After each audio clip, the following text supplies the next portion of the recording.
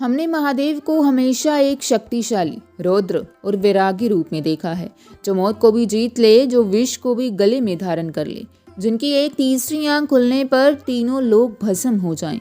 पर क्या आपने कभी सोचा है कि सृष्टि का सबसे बड़ा योगी, जिसे ना सुख छू सकता है न दुख, क्या वो कभी रो सकता है? क्या महादेव की आंखों से कभी आंसू बह सकते हैं? नमस्कार दोस्तों, स्वागत है आपका संस्कृति पर।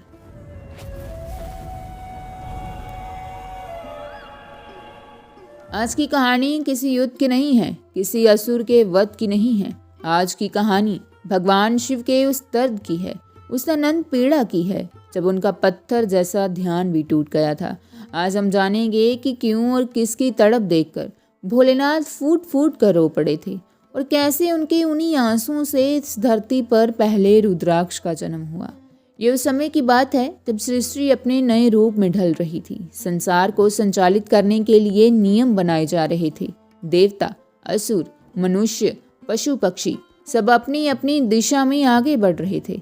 लेकिन इस सृष्टि को बेहतर बनाने के लिए, इसका संतुलन बनाए रखने के लिए महादेव ने तय किया कि वह घोर तपस्या में जाएंगे। एक ऐसी समाधि यहाँ ना समय का आभास होता है, न सृष्टि की हलचल का। कैलाश के एक शांत शिखर पर बैठकर भोलेनाथ ने अपने नेत्र बंद कर लिए। 1 वर्ष नहीं, 100 वर्ष नहीं, हजारों हजारों वर्षों तक महादेव ध्यान मगन रहे। उनकी सांसें लगभग थम सी गई थी। पूरे ब्रह्मांड की ऊर्जा उनके भीतर सिमट गई थी। बाहर सृष्टि अपना चक्र पूरा कर रही थी और भोलेनाथ अपनी सृष्टि के कल्याण के लिए खुद को मिटा देने वाली तपस्या में लीन थे। हजारों साल बीत गए। फिर एक दिन महादेव की तपस्या पूरी हुई। उन्होंने धीरे धीरे अपने नेत्र खोले। उन्हें लगा कि इन हजारों सालों में संसार बहुत सुंदर हो गया। मनुष्य सुख और शांति से जी रहे होंगे। पर जब महादेव की दृष्टि इस मृत्यु लोक पर पड़ी, तो उन्होंने जो देखा, उसने सृष्टि के सबसे शक्तिशाली देवता की रूह को झकझोर कर रख दिया। उन्होंने क्या देखा? उन्होंने देखा दुख, बेइंतहा दुख। उन्होंने देखा कि कैसे एक मनुष्य दूसरे मनुष्य को नोच रहा है, कैसे बीमारियों ने इंसान का शरीर खोखला कर दिया है। महादेव ने देखा एक ऐसी माँ को जो अपने मरे हुए बच्चे को सीने से लगाए आसमान की तरफ देखकर चीख रही थी, रो रही थी। उन्होंने देखा एक पिता की बेबसी जो अपने परिवार को भूख से तड़पते हुए देख रहा था, पर कुछ कर नहीं पा रहा था। कहीं अपनों से बिछड़ने का दुख था, तो कहीं विश्वासघात का जहर, कहीं मौत का डर था, तो कहीं जिंदगी से हार जाने की थकान। हर तरफ सिर्फ आंसू थे, सिर्फ दर्द था, सिर्फ तड़प थी। महादेव जो कैलाश पर बैरागी बनकर बैठे थे, वो ये भूल गए थे कि वो परमात्मा हैं और ये मनुष्य आत्मा है। उन्हें लगा जैसे ये सारी पीड़ा उन मनुष्यों की नहीं, उनकी अपनी है। जैसे हर मरने वाले बच्चे में उनका अपना अंश हो, जैसे हर रोती हुई माँ की चीख सीधे उनके दिल को चीर रही हो। जिनका नाम ही भोले है, उनका हृदय इस तड़प को देखकर पिघल गया। सृष्टि का कर्ता अपनी ही रचना का ये हाल देखकर टूट गया। जो महादेव हलाहल विष पीकर भी नहीं घबराए थे, जो तीनों लोकों के स्वामी थे, आज अपने भक्तों का, आम इंसान का दुख देखकर बेबस महसूस कर रहे थे। एक ऐसी करुणा, एक ऐसी दया उनके अंदर जागी कि उनका क्रोध और वैराग्य दोनों पीछे छूट गए।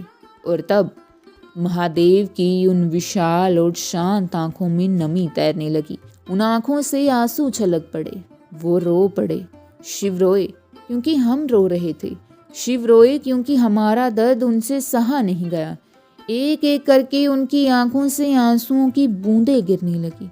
वो आंसू जिनमें पूरे ब्रह्मांड का दुख समाया हुआ था। वो आंसू जो अपने भक्तों के प्रति अनंत प्रेम का प्रतीक है।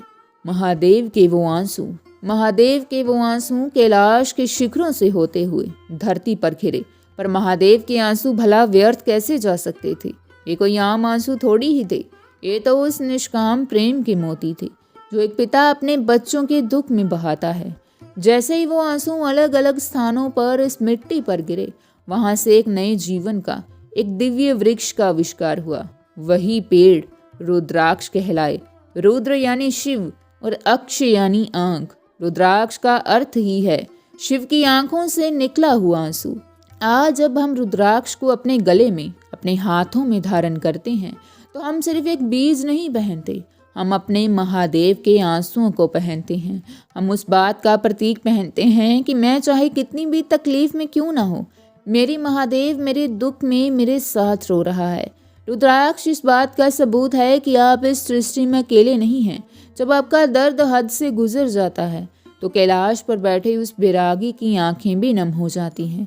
अगर आपको भी भोलेनाथ की इस करुणा, इस दुख भरी और अनंत प्रेम वाली कथा ने छुआ है तो वीडियो को लाइक ज़रूर करें और कमेंट्स में हर हर महादेव लिखकर उनके प्रति अपना प्रेम दर्शाएं।